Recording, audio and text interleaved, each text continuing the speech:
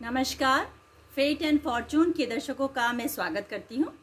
तो आज के वीडियो में मैं बताऊंगी कि कुंडली मिलान क्यों आवश्यक है, खासकर आज की परिस्थितियों में। और मंगल का प्रभाव भी मैं आपको बताऊंगी, क्योंकि पिछले वीडियो में मैंने बताया था कि मांगलिक दोष क्या होता है, और इस वीडियो में बताऊंगी कि मांगलिक दोष का किस प्रकार प्रभाव होता है, कौन से घर में बैठा है तो किस तरह प्रभावित करता है। ये सारी चर्चा मैं आज के वीडियो में करूँगी। तो पहले हम चलते हैं कि मंगल दोष से पहले हम इस बात पर चर्चा करेंगे कि कुंडली मिलान क्यों आवश्यक है। पहले भी विवाह होते थे और किसी तरह की परेशानी कम होती थी, विवाह विच्छेद कम होते थे, और आजकल कुंडली मिलान का प्रचलन इतना बढ़ गया है, उसके बाद भी विवाह विच्छेद ज़्यादा होते हैं, तलाक ज़्यादा होती हैं। तो इसका एक बहुत बड़ा कारण है देश काल और परिस्थितियाँ, ये बदल चुकी हैं। आज पहले ज़माने में भारतीय संस्कृति में विवाह जो था वो जन्मों जन्मों का संबंध था। हर जातक, चाहे वो लड़का हो या लड़की, इस बात के लिए तैयार होता था कि उसका जो विवाह है वो हमेशा के लिए रहेगा। यानी जो देश काल परिस्थितियां हैं वो इस प्रकार हो गई हैं कि एक व्यक्ति, चाहे वो लड़का हो या लड़की, इस चीज़ के लिए तैयार रहता है कि वो विवाह तोड़ सकता है।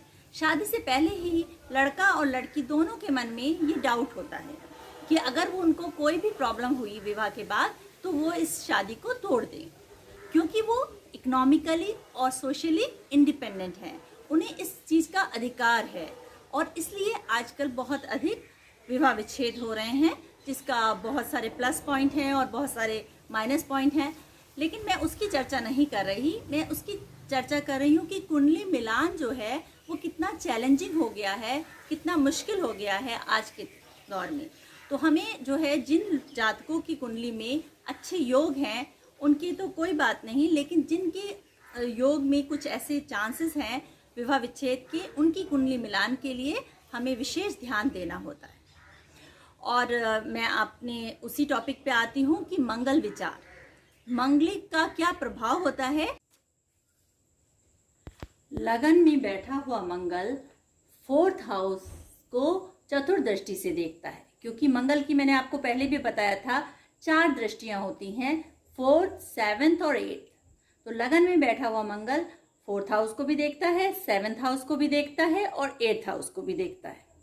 4th हाउस जो हाउस ऑफ हैप्पीनेस है उसको प्रभावित करता है, जो मेन हाउस है हमारा 7th हाउस उसको प्रभावित करता है, और जो 8th हाउस है जो सौभाग्य का घर है पत्नी के लिए, उसको भी प्रभावित करता है। और लगन को तो प्रभावित करेगा ही, क्योंकि लगन में बैठा है। तो इस तरह से व्यक्तित्व को भी प्रभावित करता है। इस तरह से जो है ये पत्नी के घर को प्रभावित करेगा यदि लड़के के में है, और लड़की के में है तो पति के घर को प्रभावित करेगा।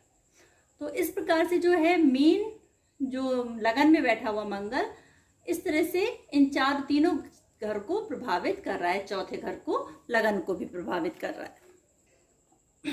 लेकिन यदि मंगल 4th हाउस में है तो ये हाउस ऑफ हैप्पीनेस है, इसको तो प्रभावित करेगा ही, मुख्य रूप से 7th हाउस को भी प्रभावित करेगा अपनी चतुर्दृष्टि से। तो इन दोनों घर को ये प्रभावित करेगा। इसलिए हम लगन के मंगल को और 4th हाउस के मंगल को कमजोर मांगलिक मानते हैं, क्योंकि ये सिर्फ दृष्टि डाल रहे हैं 7th हाउस पर, 7th हाउस में बैठा नहीं है। लेकिन यदि मंगल 7th हाउस में बैठा है या 8th हाउस में बैठा है तो हम इसको पूर्ण मांगलिक मानते हैं। 7th हाउस क्योंकि ये स्पाउस का घर है और इसको पूरी तरह से ये प्रभावित कर रहा है, और साथ में लगन को भी देख रहा है। 8th हाउस जो कि हाउस ऑफ ये आयु का है, पति की आयु का है, स्पाउस की आयु का है, और हम इसे जो है विवाह की आयु भी मानते हैं। तो इसलिए जो है विवाह में रुकावट का भी घर है ये। तो इस तरह से जो है 8th हाउस में मंगल भी पूर्ण मांगलिक है। इसी प्रकार से 12वें घर में यदि मंगल है तो भी वह पूर्ण मांगलिक होता है, क्योंकि शयन का घर है ये, और पति पत्नी के वैवाहिक जीवन में शयन का बहुत महत्व होता है। और ये अपनी 8वीं दृष्टि से स्पाउस के घर को भी देख रहा है।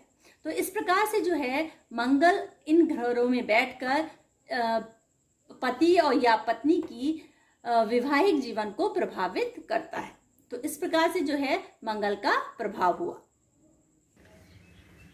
तो इस प्रकार आपने देखा कि कुंडली मिलान कितना मुश्किल है, कितना चैलेंजिंग है और मंगल का प्रभाव किस प्रकार होता है, किस प्रकार हमारे वैवाहिक जीवन को मंगल प्रभावित करता है। इसके अलावा भी कुंडली मिलान के बहुत सारे पक्ष हैं जिनके समय होने पर मैं चर्चा करूंगी आगे के वीडियोस में। तो मैं आज की चर्चा यहीं समाप्त करती हूँ। नमस्कार।